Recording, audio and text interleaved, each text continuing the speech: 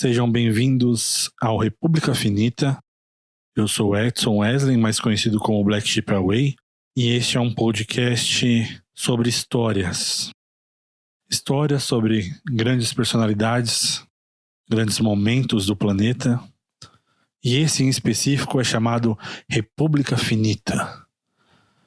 As causas e os momentos mais importantes da queda do antigo Império Romano. Uma das épocas mais incríveis da história da humanidade, uma das sociedades mais extraordinárias e as causas que levaram à sua queda. Esse podcast é altamente inspirado em outros do seu tipo, principalmente no genial podcast do Dan Carlin, Hardcore History. Esse podcast tem muita inspiração numa série que ele também fez sobre a República Romana. Também tem muita inspiração no glorioso Oliver Talk, que é brasileiro. Quem não conhece também vá dar uma olhada. Eu li diversos livros como Rubicon, Home Inc. para fazer os estudos. Se você tiver interesse em saber quais foram as fontes, as leituras, as palestras que eu usei para fazer o estudo desse episódio, por favor, entre em contato comigo no Twitter. E sem mais delongas, vamos ao primeiro episódio da série de República Finita. As causas e os momentos da queda do antigo Império Romano.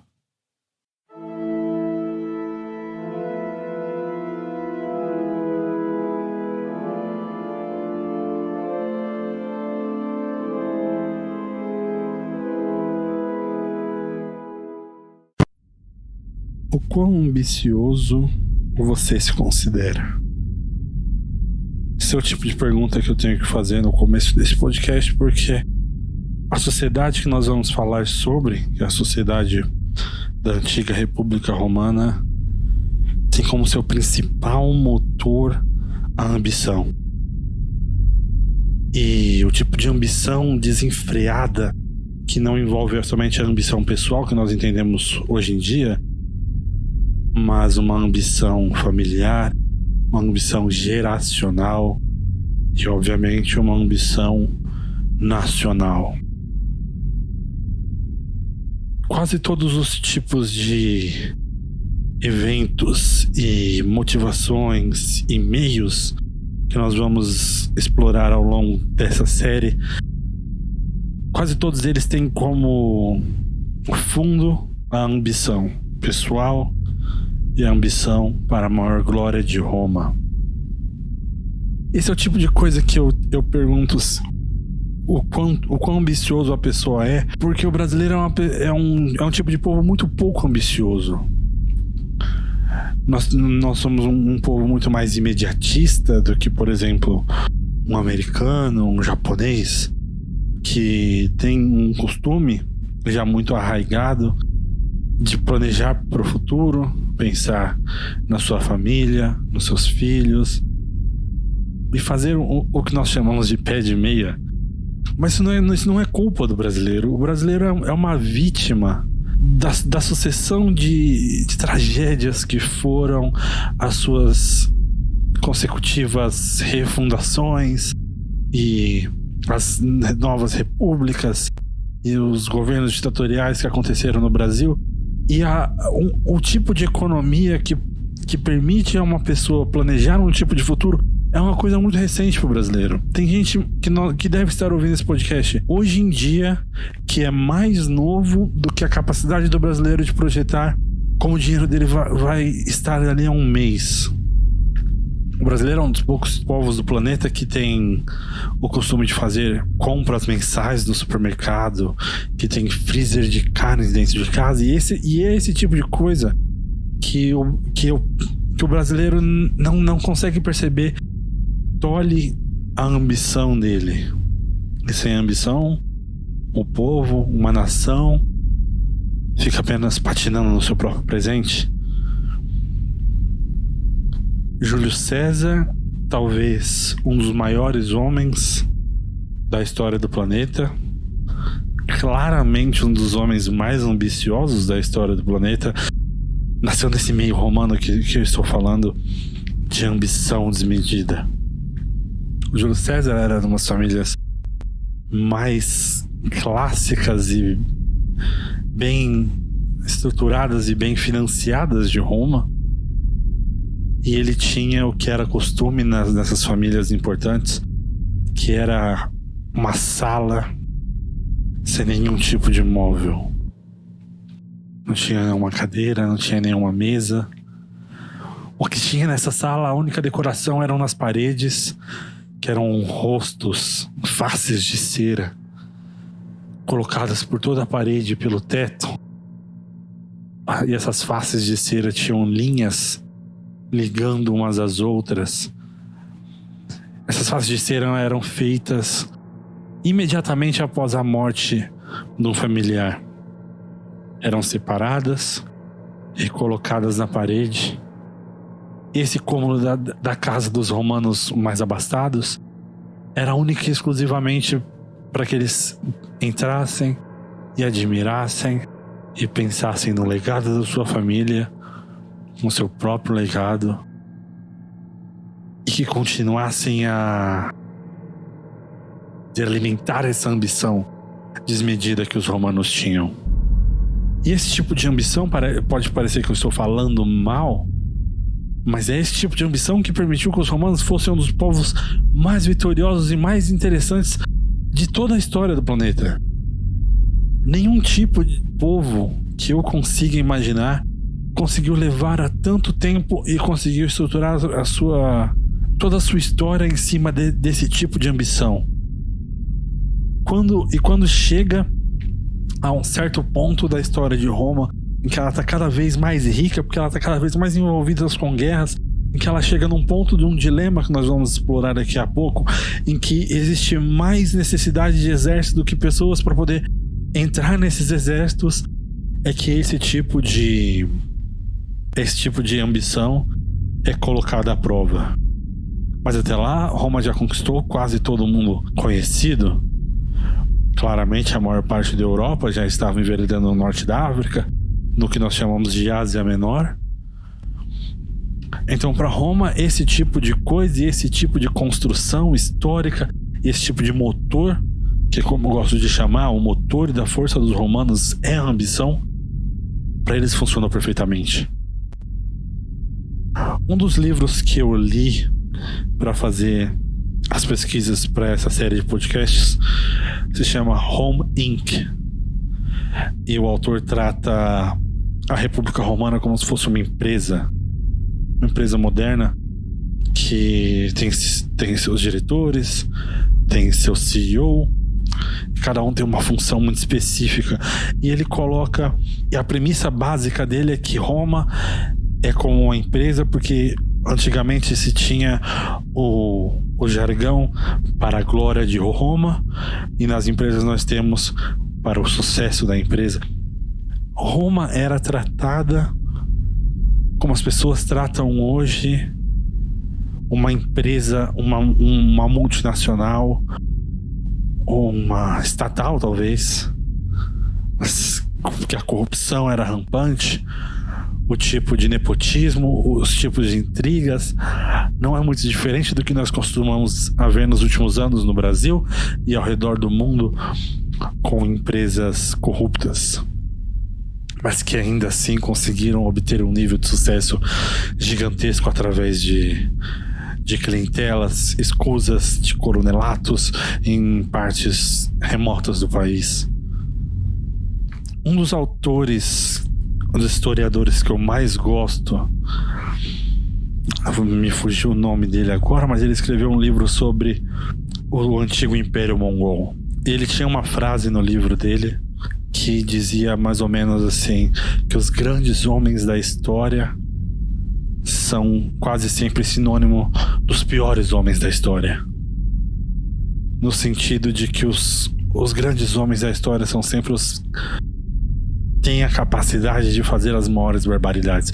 Você pensar nos tipos mais pacíficos da história, talvez um presidente laureado como Abraham Lincoln, ou Mahatma Gandhi, ou até mesmo Dom Pedro II, no nosso contexto brasileiro, todos eles em algum momento tiveram de tomar uma decisão em que eles sabiam que, tomando aquela decisão, eles estariam colocando a vida de das milhares de pessoas em direto contato com a morte. Se alguém te perguntasse hoje, se eu chegasse hoje pra você, abrisse um botão na sua frente e dissesse que se você apertasse esse botão, 20 mil pessoas morreriam naquele instante. Você não precisava conhecer essas pessoas, mas seriam brasileiros, seriam pessoas do seu próprio país, irmãos de pátria. Você apertaria esse botão? Se você é o tipo de pessoa que diz que não apertaria esse botão, automaticamente você está excluído da possibilidade de entrar para o rol das grandes pessoas da história. E é esse tipo de coisa, esse tipo de ensinamento, que era uma coisa completamente disseminada no ar de Roma. As pessoas eram acostumadas a tratar esse tipo de decisão com a naturalidade que você vai numa padaria. Roma, ela era estruturada em 3 castas, digamos assim. Nós tínhamos os patrícios, que eram os senadores, os políticos, os cônsuls de Roma, que são as pessoas mais ricas, os donos da terra, as pessoas que conseguem viver sem precisar trabalhar, porque trabalhar não era um jeito muito bem visto de sobreviver em Roma. Então as pessoas que tinham terras viviam da terra, e as pessoas que precisavam trabalhar para viver, no sentido de serem os donos dos comércios, entravam no que nós chamaríamos hoje de uma classe média alta. Naquele tempo eles eram os cavaleiros. Os cavaleiros, eles eram responsáveis por todo o comércio de Roma. Não me leve a mal, eles não estavam levando a pior parte dessa barganha, porque Roma, quanto mais guerras eles entravam e mais contatos com outros reinos, eles ou absorviam ou entravam em contato com novas fronteiras. O comércio de Roma estava explodindo num nível, só foi se ver novamente na Revolução Industrial. E essa classe de Roma, os cavaleiros, sobreviviam desse tipo de comércio, de trabalhos que envolviam um montante de dinheiro que eram levados eventualmente até a classe patrícia. E a terceira classe de Roma é o que nós chamaríamos da plebe. A plebe são os pobres, o que nós chamaríamos de classe baixa. E a plebe, sim, era quem levava a pior parte desse tipo de negociação, digamos assim. Porque enquanto os patrícios e os cavaleiros tinham esse tipo de comunhão tácita, eles não eram, obviamente, parceiros, mas muito longe de serem inimigos. Os dois eram sempre inimigos velados dos plebeus. Os plebeus não tinham voz, os plebeus não tinham como possuir nem a terra, nem o comércio. Então eles sobreviviam do que eles podiam.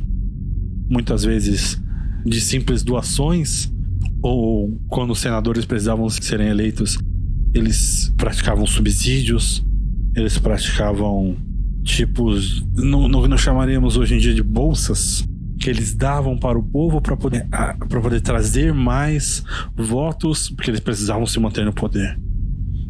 Esse é o tipo de populismo que nunca se perdeu na história da República, tanto antiga quanto a que nós estamos vivendo agora. Esse tipo de discussão sobre comprar o voto das pessoas com a comida que você coloca na mesa delas diretamente aconteceu em todas as últimas eleições. E já existia na República Romana, e os plebeus, apesar de não conseguirem sobreviver do seu próprio trabalho, porque eles eram impedidos socialmente, eles tinham uma vantagem de que Roma estava cada vez mais entrando num buraco muito fundo por causa da sua própria ambição. Roma estava conquistando grande parte do mundo conhecido, já estava no norte da África, tinha acabado de vencer a Guerra de Cartago, as Guerras Púnicas na Espanha, E cada vez mais ela precisava de exércitos, de soldados, para poder manter esse tipo de terra, de serem reconquistados. Só que quanto mais pessoas venciam as guerras, menos pessoas eram donas das terras, porque que Roma estava trazendo cada vez mais para dentro da sociedade eram pessoas muito hostis a Roma, que eram escravos, pessoas que não tinham cidadania romana, não tinham nenhum tipo de direito na sociedade. Mas cada vez mais eram os responsáveis por cuidar das terras. E quanto menos pessoas, quanto maior a concentração de terras na sociedade romana, menos pessoas podiam ter no exército, porque o exército tinha esse tipo de limitação colocado claramente contra os plebeus, que se você precisava de ser dono de terras para poder entrar no exército. E se você ia para a guerra e morria na guerra, a sua terra, que ficava agora livre, não passava diretamente para a sua família. Ela muito comumente era comprada por esses patrícios, por esses generais, por esses senadores romanos, que aumentavam cada vez mais a concentração de terra e colocava Roma nesse tipo de dilema. Quando Roma se viu com esse tanto de guerra em diversas frontes e cada vez mais precisada de pessoas no exército, e viu que a concentração de terra estava muito grande, os dois cônsuls, porque Roma tinha o Senado e tinham dois cônsuls, que seria o equivalente a dois presidentes ao mesmo tempo. O tipo de eleição não era como a nossa, que tem um presidente e um vice-presidente de uma mesma chapa. Imagina numa eleição entre Donald Trump e Hillary Clinton, e ao invés de ou o Trump ou a Hillary ganhar, os dois governassem os Estados Unidos ao mesmo tempo. É esse tipo de coisa que acontece em Roma, e que também entra no que nós estamos falando, que cada vez mais exercita a ambição. As pessoas, elas têm que ser cada vez mais poderosas para que elas possam ter um tipo de poder para contrabalancear o outro cônsul ou a outra facção dentro do Senado. A ambição é o motor-chave de Roma. E quando Roma se viu com diversas guerras em diversas frentes e sem exército suficiente, os dois cônsules passaram uma lei para poder colocar plebeus no exército sem eles serem donos de terras. E os plebeus, vendo o desespero da sociedade, dos patrícios, dos cavaleiros, viram que eles estavam numa posição muito boa de barganha dessa vez e fizeram uma greve. Essa ideia moderna de que você pode obrigar uma pessoa a ir à guerra é uma coisa muito do nosso tempo. Ela nasceu a partir da Revolução Francesa. Antigamente, você precisava ter um incentivo para que a pessoa lutasse pelo seu país. E os plebeus não tinham nenhum na sociedade romana.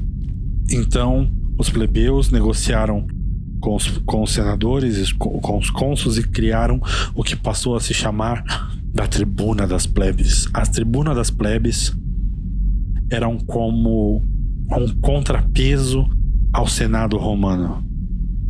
A Tribuna das Plebes eram concentrações de pessoas de baixa nobilidade, que não tinham uma linhagem importante em Roma. Eles podiam eleger um tribuno. Eram 10 tribunas ao total em Roma. Esses tribunos podiam discursar dentro do Senado, podiam vetar leis que achavam que eram contra o interesse do povo, e podiam criar leis, e ao invés de levá-las ao Senado e aos cônsules, podiam levá-las direto ao povo para serem aprovadas. Era um tipo de poder completamente novo nesses contrapesos que existiram por séculos em Roma. E muitas pessoas tiveram interesse nesse tipo de poder, porque ser um patrício ou ser agora um tribuno das plebes era o único jeito de você garantir a sua segurança dentro de Roma, porque Roma não tinha uma força policial estatal, como nós entendemos hoje, a polícia militar, ou o exército, ou a polícia federal. O que Roma tinha era apenas o seu sistema judicial. Então, quando você tinha alguma contenda com alguém, você entrava com o que diríamos hoje que era um processo. Você ganhava esse processo na corte, você ganhava o direito de poder retribuir o erro que essa pessoa fez com você, e quase comumente as pessoas resolviam fazer isso com a força. Mas se você era um tribuno das plebes, ou se você era um senador, ou obviamente se você era um cônsul, você era intocável dentro de Roma. Então os tribunos das plebes passaram a ser uma das posições mais concorridas dentro da sociedade romana. O nascimento da tribuno das plebes não é um simples detalhe. Dentro dos livros que eu li para fazer esse podcast, eu escolhi o nascimento da tribuno das plebes e o aparecimento de duas pessoas importantes que nós vamos entrar agora, que são os irmãos Graco, que foram os dois acontecimentos que acenderam a chama que eventualmente ia levar à explosão da antiga República Romana. Um dos tribunos das plebes mais conhecidos foi Tibério Graco. Tibério Graco, irmão de Caio, mas era o irmão mais velho, 10 anos mais velho, Plutarco diz. Plutarco é um dos poucos escritores que escreveram naquela época e descrevendo pessoas e acontecimentos, então eu vou acabar citando muito Plutarco por aqui. E Plutarco nos diz que Tibério Graco era uma das famílias das mais ricas de Roma. Ele não era apenas um nobre, mas ele era um dos nobres. E Tibério Graco teve a sua experiência como soldado romano, como todos os nobres da época. Conta a história que seu irmão Caio escreveu sobre Tibério, e Plutarco, fazendo as suas pesquisas nas bibliotecas romanas, encontrou que Tibério estava voltando de uma das guerras, estava andando pelo interior da Itália e estava olhando aquela imensidão de terras que Roma havia conquistado. E ele passou dias e dias e dias andando e ele não encontrou nenhum romano trabalhando nas terras. Apenas escravos nessa época cuidavam das terras. E esse tipo de coisa chamou a atenção de Tibério Graco, porque ele começou a perguntar onde estão os romanos que são donos dessas terras. Os romanos dessas terras estavam indo para a guerra, morrendo na guerra, para os generais que eram os senadores romanos, e esses senadores romanos que não morriam na guerra compravam as terras dos soldados que morriam sob a liderança deles, e assim aumentavam a concentração de terras e diminuíam a possibilidade de novos soldados aparecerem. Tibério, quando chegou em Roma, fez um discurso aos veteranos que Plutarco escreve no livro dele, As Vidas, e eu vou dizer aqui. Abro aspas. Os animais do campo e os pássaros do ar têm seus ninhos e esconderijos, mas os homens que lutam e morrem pela Itália desfrutam apenas da luz do sol e do vento que é gratuito. Nossos generais exortam seus soldados a lutar pelos túmulos de seus ancestrais. Esse apelo é uma enganação. Vocês não têm nenhuma tumba ancestral. Vocês lutam e morrem para dar riqueza e luxo aos outros. Vocês são chamados de mestres do mundo, mas não possuem nenhum pé de terra que vocês possam voltar para casa e dizer que é seu. Fecha aspas. Esse tipo de animação de Tibério Graco ao voltar da guerra o vê eleito como tribuno das plebes. E assim que ele é eleito tribuno das plebes, Tibério Graco começa a desenhar um tipo de reforma, a reforma agrária de Roma como a prioridade.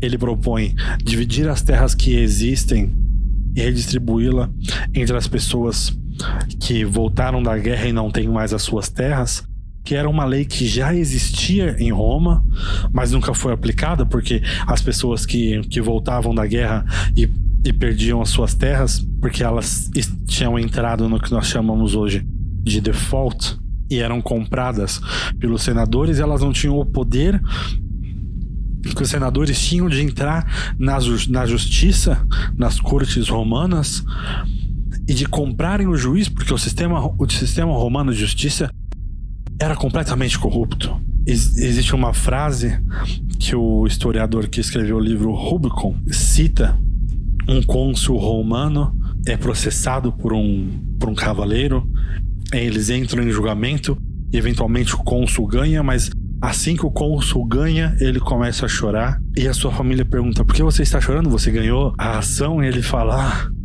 mas eu ganhei a ação a que custo? Eu podia ter comprado esses juízes a um preço de cavaleiro e não a um preço de cônsul. A sociedade romana, ela não tinha uma clientela de advogados como nós hoje. O que você fazia na época romana, você emprestava dinheiro aos advogados, mas eles não precisavam pagar nenhum juros nem te devolver de volta, e eles resolviam trabalhar de graça para você.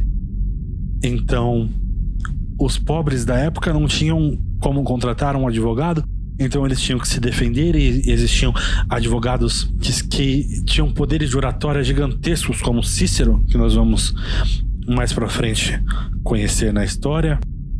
Então essas pessoas acabavam sem nenhuma terra, e Tibério Graco começou a apelar diretamente para essas pessoas e coloca a reforma agrária como uma sua prioridade.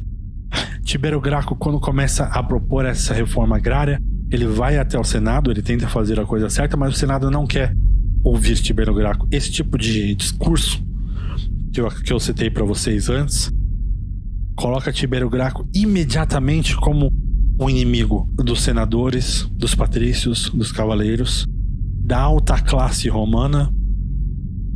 Mas ele, como tribuno das plebes, ele tem a opção de ignorar os senadores e levar a reforma agrária direto ao povo e fazer uma votação e aprová-la ali mesmo.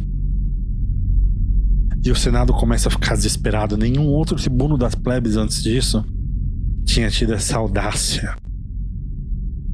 Então, Tibério, essa quantidade de poder que ele estava ganhando, só teria um outro adversário, que seria um outro tribuno das plebes. Então o Senado começa a procurar outro tribuno que eles pudessem comprar, pudessem corromper, e que esse tribuno entrasse em conflito direto com Tibério, porque os tribunos das plebes podiam bloquear uns aos outros, mas o Senado não podia bloquear um tribuno. E eles acham um tribuno entre os 10 que está disposto a lutar contra o poder de Tibério. E eles contratam esse tribuno, e Tibério percebe a movimentação, e o Tibério vai direto ao povo e pede ao povo que casse o mandato desse outro tribuno das plebes, e ele consegue. E quando Tibério consegue derrubar um outro tribuno das plebes e manter o Senado numa posição de chave de braço, digamos assim, o Senado entra em desespero. Eles começam a achar que Tibério está a caminho de se tornar um rei dentro de Roma. E o Senado começa a pensar, começa a discutir possibilidades de processar Tibério, e começam a contratar advogados. Alguns senadores e os cônsuls começam a dar cargos para Tibério dentro do governo, e quando Tibério acaba esse cargo, eles vão aos juízes e dizem que Tibério estava desviando dinheiro, estava fazendo malfeitos, tudo para quando acabasse o mandato de Tibério como tribuno das plebes e ele deixasse de ser intocável dentro da sociedade romana, eles pudessem pegar Tibério e essencialmente matar. O povo, alertado por Tibério, mas vendo essa movimentação ao ar livre, começa a fazer guarda a Tibério, porque, como eu falei, a sociedade romana não tem uma força policial própria. Então, se você é uma pessoa importante em Roma, você precisa ter o seu próprio tipo de guarda. E Tibério tinha o povo. Tibério, ganhando essa chave de braço contra o Senado e contra o outro tribuno da plebe, vai ao Senado e coloca a sua reforma agrária na mesa para a discussão dos outros senadores, para que eles possam agraciar e eventualmente transformar em lei. Mas os senadores começam a tirar as pessoas da comissão de lei que se formou para apreciar essa reforma agrária, porque essa ideia de comissão é uma coisa muito parecida com a estrutura que nós temos hoje na nossa sociedade brasileira. Então, quando você precisava de uma lei aprovada pelo Senado, você montava uma comissão, essa comissão analisava, A comissão, depois da existência da tribuno das plebes, era formada por outros tribunos, pelo povo, pelos senadores. Eles começam a esvaziar a comissão da lei de Tibério Graco para que essa lei não passasse. Enquanto essa disputa estava acontecendo, e Tibério vai todo dia ao Senado e discursa, está com o povo ao seu lado, e o povo grita palavras de apoio a Tibério, e ele tenta colocar essa reforma agrária através do Senado. Acontece um dos eventos mais importantes. O rei de Pérgamo morre. Pérgamo era um reino na Ásia Menor, nós chamaremos hoje de Irã, Iraque, um reino enorme. E o rei de Pérgamo faleceu, a sua família abriu o seu testamento, e no seu testamento o rei de Pérgamo deixou todo o reino de Pérgamo para Roma. Todo o território agora dessa parte imensa da Ásia Menor. O Irã é um lugar muito grande. Eu digo Irã porque é naquela área. E agora o reino de Pérgamo inteiro pertence a Roma. E quando o rei de Pérgamo deixa Roma, todo o seu reino, Tibério Graco percebe na hora a possibilidade que se abriu para ele. Esse tipo de coisa é uma coisa muito alienígena para nós que somos modernos, mas imagine que um dia o presidente da Argentina venha a falecer, ou um ditador da Venezuela, e ele deixa no seu testamento que todo o espaço venezuelano, todos os seus minerais, toda a sua infraestrutura é do Brasil. O Brasil agora pode fazer o que quiser com toda a área da Argentina, ou da Venezuela, ou do Uruguai, qualquer exemplo que você queira tomar, mas agora automaticamente todo esse espaço e toda essa riqueza já montada por séculos e milênia pertence ao governo brasileiro, e todas as fontes de poder e de ambição dentro do governo brasileiro agora têm acesso a esse tipo de riqueza. Tibério Graco percebe e vai direto ao povo. Ele nem passa pelo Senado, ele vai direto ao povo e diz: essa nova terra, esse novo reino de Pérgamo é um presente dos céus. O Senado estava discutindo que eles não tinham como fazer a redistribuição de terras, mas agora nós temos terras novas que nós podemos dar aos nossos veteranos, que não tem nenhum dono passado, e essa redistribuição de terra agora não tem mais motivo para não acontecer. E o povo começa a apoiar Tibério, começa a se discutir um novo plano, uma nova lei da reforma agrária, agora visando diretamente o reino de Pérgamo. E o Senado, vendo isso, ele vai à loucura. Porque Pérgamo era um reino muito rico. Rico não só em coisas exóticas, como seda ou ouro, mas ele era muito rico em recursos. Tinha fronteira com outros dos mais ricos reinos da antiguidade. Ele tinha acesso a tipos de agricultura que eram desconhecidos, tipos de vegetais e frutas e coisas que custavam aos senadores e ao povo romano, aos patrícios, aos cavaleiros, rios de dinheiro para obter, e era um luxo imenso, agora eram deles. Imagina que você tenha um gosto exótico, que você goste de caviar, ou que você goste de blueberries, e de repente alguém te dá, de mão beijada, uma vinícola premiadíssima. E agora todos os vinhos que você sempre pagou milhares e milhares de reais para poder beber, agora é seu, e você pode ganhar dinheiro com eles e ter eles de graça e distribuir ele entre seus amigos e famílias e filhos. E vem alguém e diz que essa vinícola tem que ser dividida entre as pessoas mais pobres da sua rua, da sua família. É claro que eu não estou defendendo o Senado romano, mas eu também estou dizendo que esse é o tipo de decisão que ninguém levaria muito fácil, muito menos um povo tão ambicioso quanto o povo romano, que nós já estabelecemos aqui. E Tibério percebe que, passando a sua lei ou não, a sua vida corre risco. Então Tibério tenta fazer uma coisa que ninguém tinha feito antes dele. Ele tenta concorrer a um terceiro mandato seguido como tribuno das plebes.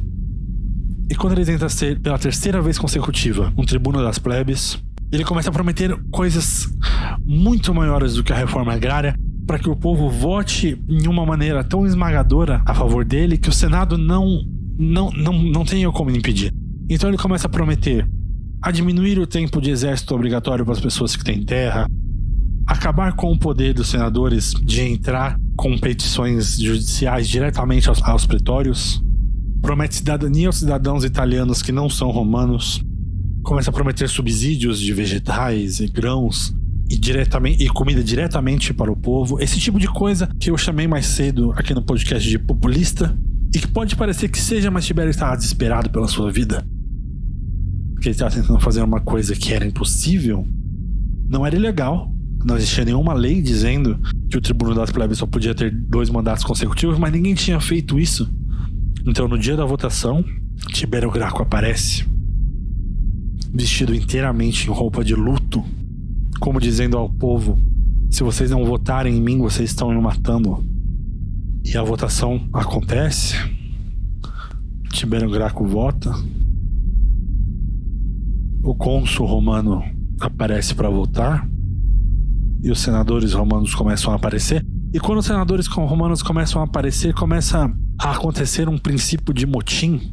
O povo em volta que estava protegendo Tibério Graco começa a provocar os senadores. E os senadores começam a provocar de volta com seus seguranças também, escravos contratados. E um tumulto se inicia. Tibério Graco começa a pedir para que o povo tenha calma.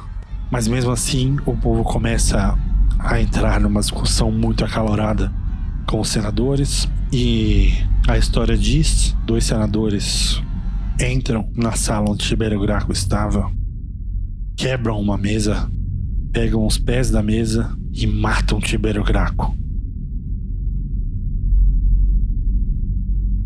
Logo depois disso, a votação é impedida de acontecer. O corpo de Tibério Graco é pego e jogado no rio, sem enterro, sem luto, esquecido por todo mundo.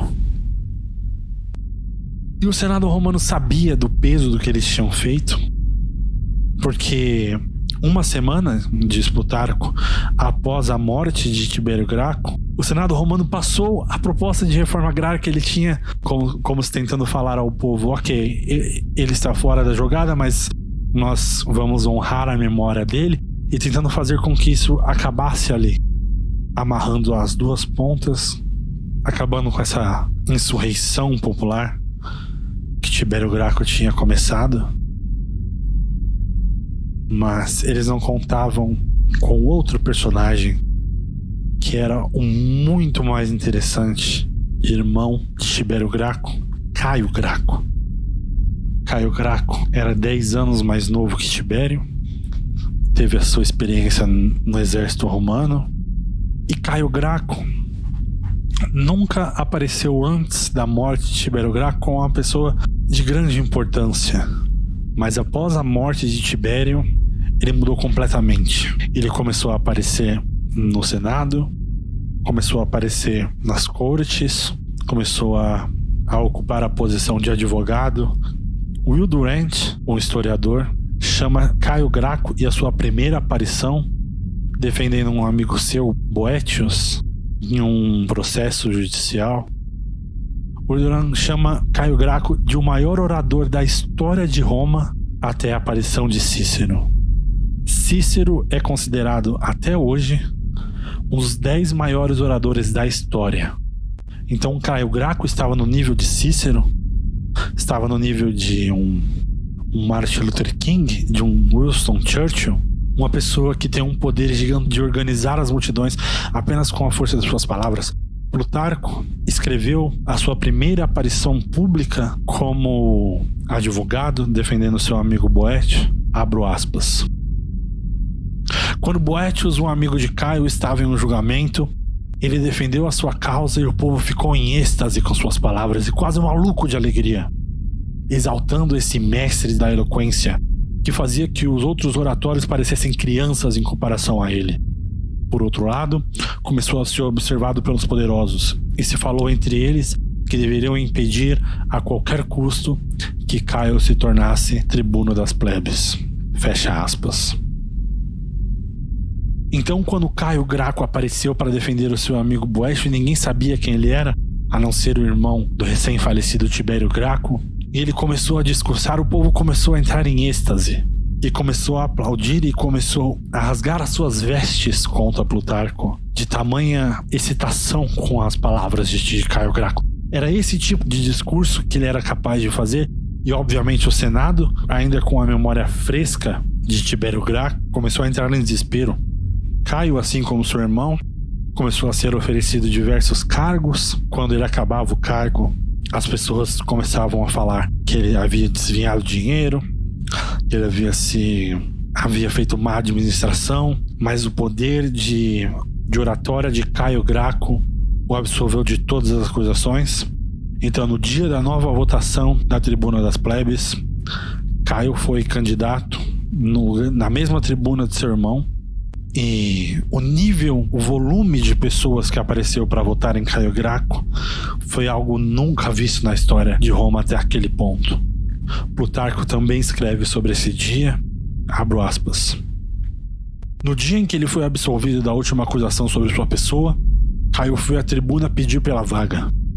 Mesmo sendo universalmente antagonizado por todas as pessoas influentes de Roma, o número de pessoas das plebes de todas as partes da Itália que vieram a seu apoio foi tamanho que não havia espaço para eles nas estalagens da cidade. E o campo, sendo pequeno demais para conter o número de apoiadores da sua candidatura, se viu tomado por vozes que vinham do alto das árvores, e pessoas que subiram no telhado das casas para dar voz em apoio a Caio Graco como tribuno das plebes. Fecho aspas. Caio, nesse momento, já estava mostrando ser naturalmente um político melhor que seu irmão Tibério. E as ideias que ele tinha, como usar o poder do tribuno das plebes, ultrapassava até os mais experientes dos senadores e em muito o seu irmão. Uma vez que ele foi eleito, Caio Graco começou a fazer o que nós chamaríamos hoje de política.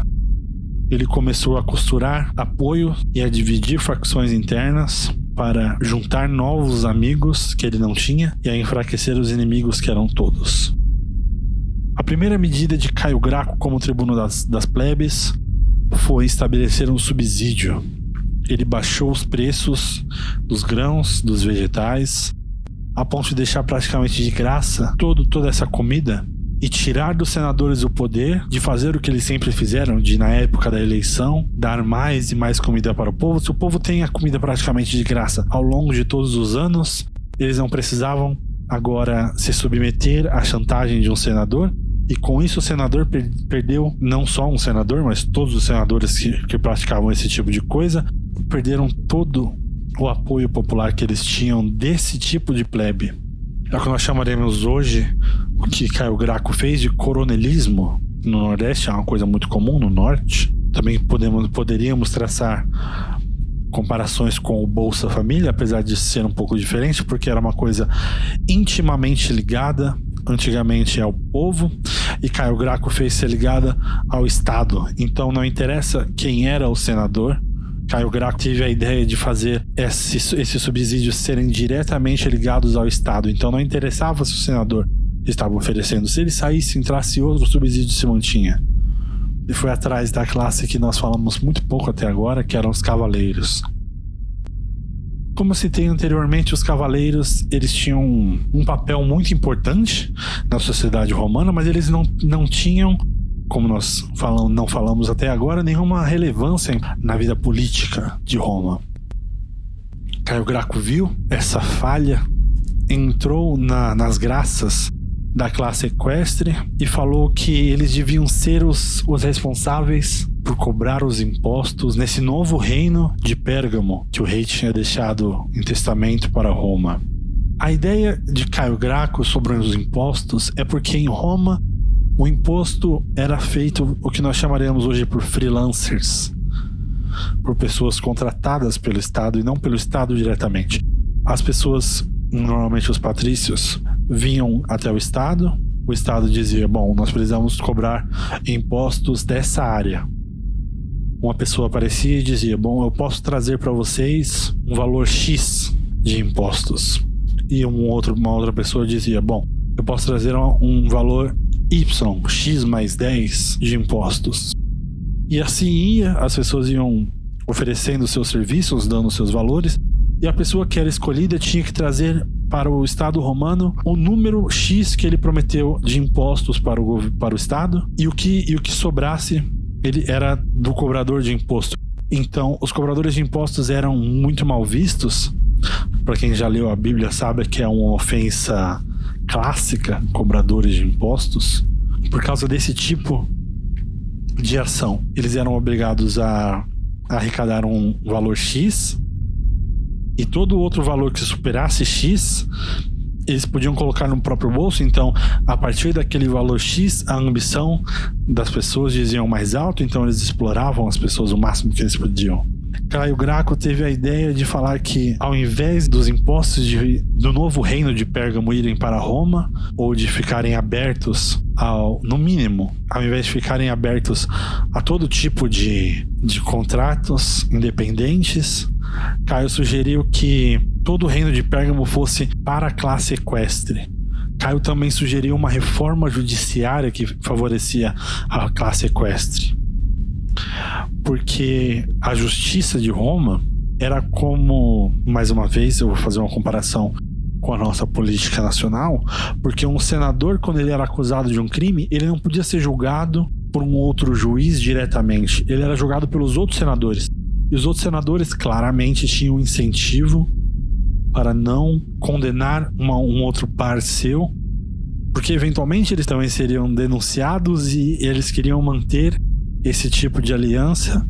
E Caio Graco propôs uma reforma judiciária da teoria da suspeição. Então, se você é um senador, você não pode ser julgado por outro senador, você vai ser julgado por um júri, por um tribunal formado por senadores, por pessoas da classe equestre e pelas plebes. Ele também propôs uma reforma legislativa. Existiam mais ou menos 300 senadores na época. E Caio Graco diz: por que nós não dobramos o número de 300 senadores para 600 senadores? Mas esses 600 senadores agora, essa outra metade, esses 300 a mais, serão todos da classe equestre, que não tem agora nenhum representante no Senado. Então vocês vão entrar como players políticos e automaticamente vocês vão diluir o poder dos patrícios de igual para igual com a classe de vocês. Caio estava aos poucos comprando a lealdade de uma classe que até então sempre votou e sempre se alinhou com a classe patrícia contra a classe das plebes, e Caio estava trazendo para o seu lado. Caio propôs uma reforma agrária como a do seu irmão, prometeu mais terras e mais divisão igualitária para as plebes e menor impostos para as terras da classe equestre. E esses impostos menor para a terra da classe equestre sairia diretamente do bolso da classe patrícia. Ele também propôs uma reforma militar. Ele era um homem muito inteligente, ele sabia que uma aristocracia só com o povo não conseguiria fazer revolução nenhuma, então ele sabia que ele precisava do exército. Então ele prometeu que todas as armas e todos os uniformes e todos os transportes e toda a alimentação do exército seria paga pelo Estado, porque antigamente era paga do próprio bolso do soldado. Caio Graco, desse jeito, começou a desenhar reformas no que ele mesmo, como Plutarco nos diz, chama de fornecer facas para que os ricos se matem entre si. Caio Graco, ele não tinha uma ideia de poderosos e oprimidos como nós temos hoje, vendo com um distanciamento, porque os senadores romanos acreditavam que estavam cumprindo a Constituição. Só que o problema é que a Constituição sempre foi feita para valorizar os senadores acima das plebes e dos cavaleiros. Então eles estavam no direito de fazer tudo o que eles faziam, É a famosa discussão, é moral ou moral contra legal? Não é porque está na lei que é moral. Caio Graco percebeu isso e começou a fazer o que ele mesmo chamou de fornecer facas para que os ricos se matem entre si. E ele entraria no fim dessa carnificina e traria o poder para as plebes. Esse movimento que Caio Graco começou trouxe à tona no Senado o poder que se aliar com a plebe trazia. E muitos senadores começaram a se alinhar com o lado das plebes apenas para não ser odiado mais pelas plebes. A esse tipo de pessoas, políticos da classe mais alta, que se alinhava com o interesse das classes mais baixas, sendo por interesse próprio ou não, começou a ser chamado de populares ou populares, que a tradução em latim da palavra populares é aproveitadores do povo. E aqueles que continuavam a se alinhar com a antiga ordem, com os poderosos, eram chamados de optimates. E a tradução de optimates seriam os melhores. E era um tom de ironia que o povo usava. Vocês, que eles são melhores do que nós em tudo. Caio Graco instigou, em seu primeiro ano, se não me engano, nos seus primeiros meses, esse tipo de clima político em Roma. E enquanto ele propunha reforma atrás de reforma, em cima de reforma, em cima de reforma, para confundir, ele ia direto ao povo, ele ia ao Senado, e ele atacava toda a classe patrícia por todos os lados, de um jeito que ela estava completamente confusa. Ele faz o seu primeiro erro político. Em uma das reformas que ele estava propondo, ele propõe dar cidadania completa aos italianos que não eram cidadãos romanos. Tibério Graco teve essa ideia. Mas quando Tibério Graco teve essa ideia, ele não tinha prometido isso tudo que Caio Graco tinha prometido. E o povo, a plebe e a classe equestre não ficou nada feliz em ter de dividir todos esses ganhos que Caio Graco tinha prometido com uma míriade de gente que agora iria diluir os ganhos que eles tiveram. E o Senado percebe essa insatisfação do povo, esse egoísmo do povo, e eles começam a agir como agiram com Tibério Graco. Eles vão atrás de um tribuno das plebes que pudesse competir com Caio Graco para tirar a vaga dele. E assim que Caio Graco perdesse a vaga, nessa onda impopular que aconteceu agora, assim que ele perdesse a vaga, ele poderia ser pego e ser morto. Eles acham o homem perfeito para isso e contratam um homem chamado Caio Lívio Druso.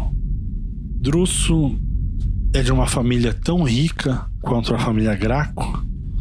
É eloquente, não tão eloquente quanto o Caio, mas não passa nenhuma vergonha em frente aos outros oradores de Roma. Tem todo, chamaríamos de background de uma pessoa de respeito. E a tática que Druso aplica é talvez a tática mais cínica da história do planeta. Eu pessoalmente, Edson, nunca vi nas minhas leituras de história uma tática como a que Druso aplica para poder ganhar a eleição em cima de Caio Graco. O que Caio Lívio Druso faz é que assim que Caio Graco oferecia uma coisa, ele simplesmente oferecia o dobro, o triplo. Então, quando Caio Graco oferecia que se fizesse 2 colônias romanas no norte da África para poder cobrar impostos e pagar os subsídios para os pobres, o povo apoiava, mas o Senado não era muito favorável a fazer colônias pelos custos operacionais.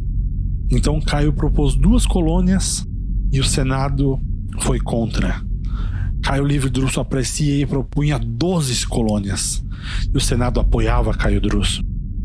Caio Graco oferecia mais terra para o povo, cobrando os novos impostos baixos, e o Senado rejeitava as novas terras. Caio Lívio Druso aparecia, propunha o dobro de terras que Caio Graco ofereceu, sem nenhum imposto para os pobres, e o Senado apoiava Caio Druso. Então, quando esse cinismo se repetia, em que Caio Graco aparecia oferecendo uma coisa e Druso oferecia o dobro, o triplo por cima, E quando o Senado apoiava Druso e rejeitava Caio Graco, Caio Druso aparecia como uma pessoa muito mais efetiva politicamente. Se Caio Graco não tinha costurado o apoio aos olhos da plebe, não tinha costurado o apoio para fazer 12 colônias, mas Druso tinha o apoio para fazer 12, por que eu vou votar em Caio Graco?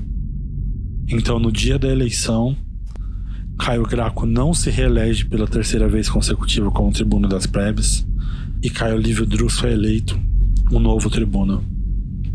Caio Graco pede que os seus apoiadores que estão revoltados, que obviamente perceberam o que o Senado tinha feito, ele pede que não aconteça violência. Plutarco diz que no dia da eleição a contagem dos votos estava completamente desregrada. Algumas caixas de votação de lugares que tinham poucas pessoas para votar estavam completamente estufadas, mas mesmo assim Caio Graco prefere não comprar a briga e vai para sua casa e resolve virar um cidadão comum novamente.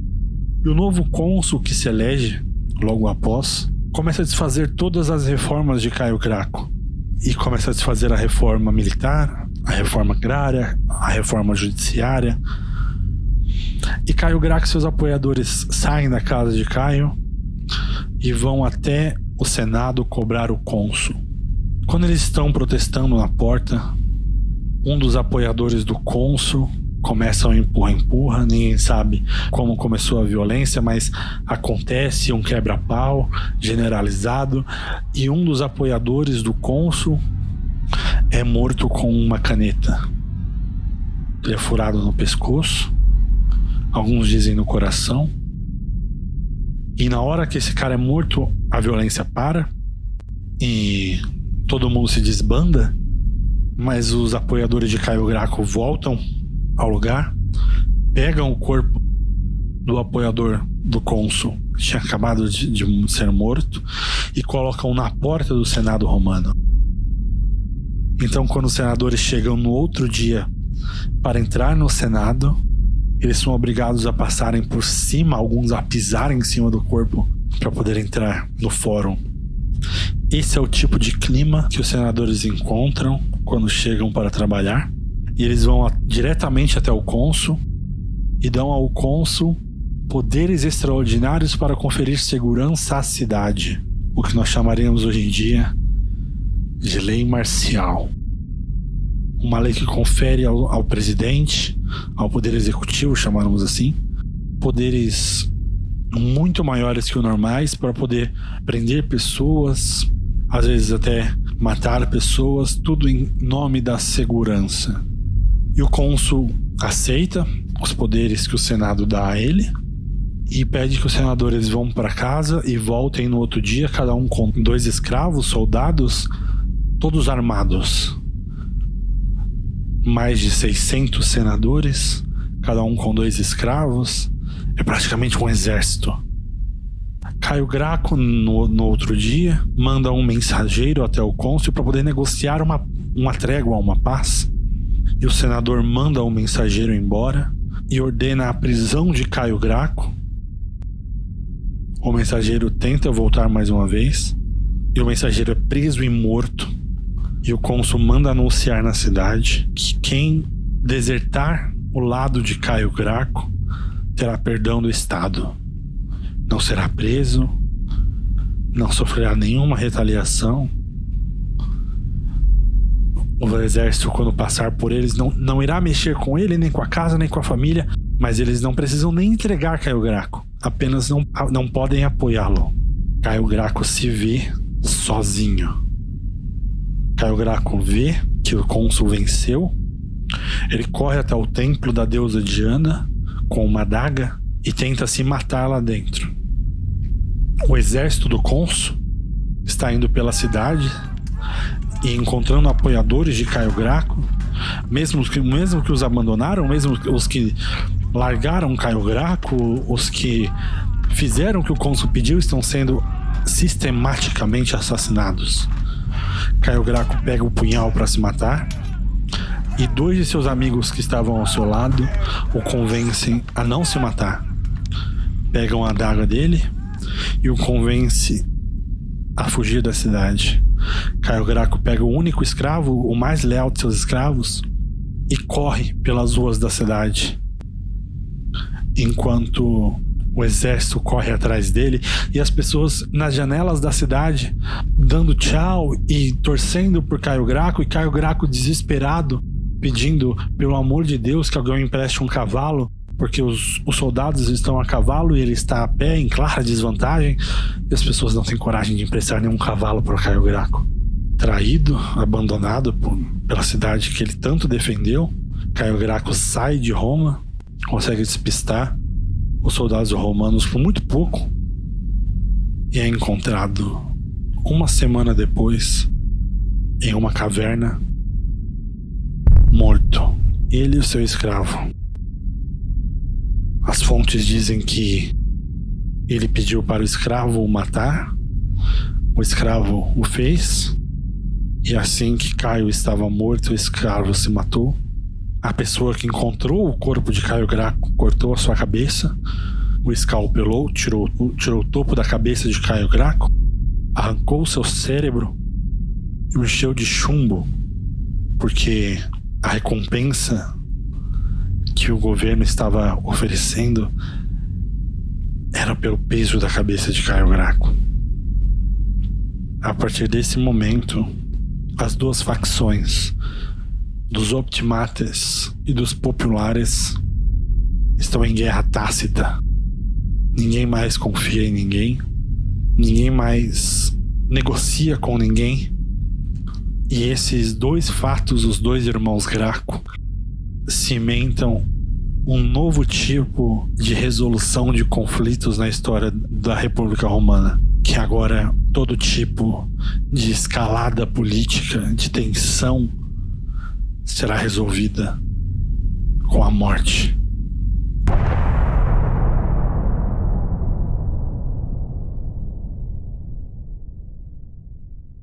No próximo episódio de República Finita, nós vamos continuar acompanhando os desdobramentos da normalização da violência como arma política na República Romana.